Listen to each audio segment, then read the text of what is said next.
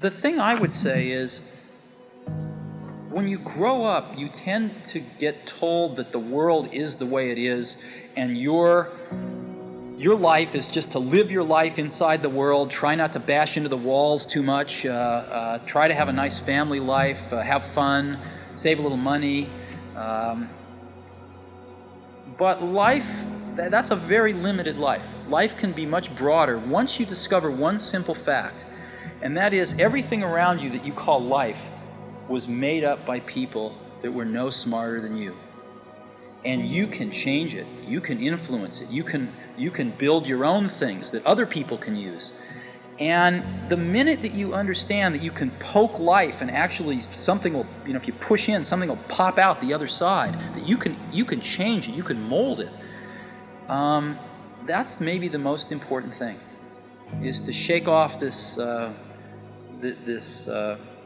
erroneous notion that life is there and you're just going to live in it, versus embrace it, change it, improve it, make your mark upon it.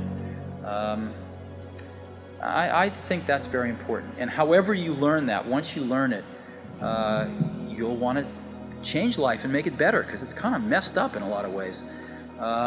Once you learn that, you'll never be the same again. Most people don't get those experiences because they never ask. I've never found anybody that didn't want to help me if I asked them for help.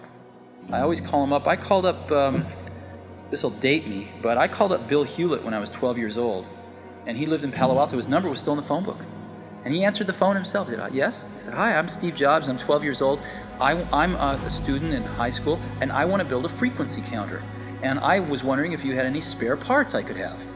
And he laughed, and he gave me the spare parts to build this frequency counter, and he gave me a job that summer in Hewlett-Packard, working on the assembly line, putting nuts and bolts together on frequency counters. He got me a job in the place that built them.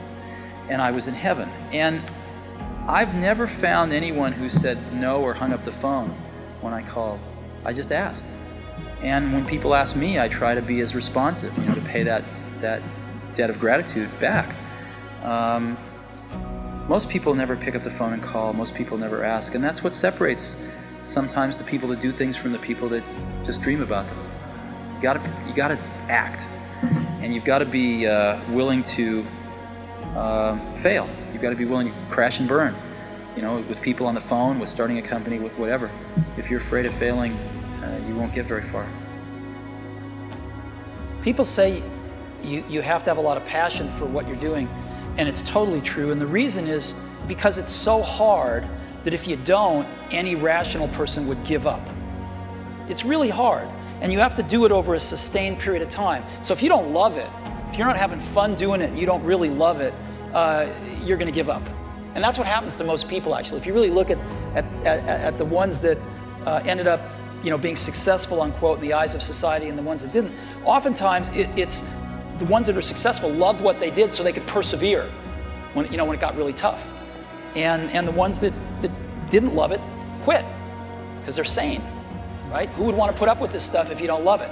So it's a lot of hard work, and it's a lot of worrying constantly. And if you don't love it, you're going to fail. So you got to love it, you got to have passion. I'm convinced that about half of what separates the successful entrepreneurs from the non-successful ones is pure perseverance. It is so hard. You pour so much of your life into this thing. There are such rough moments in time that most people give up.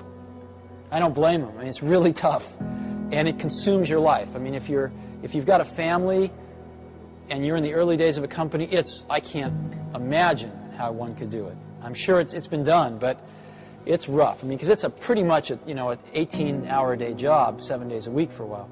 So unless you have a lot of passion about this, you're going to not survive. You're going to give it up. So you got to have an idea or a problem or a wrong that you want to right that you're passionate about. Otherwise, you're not going to have the perseverance to stick it through.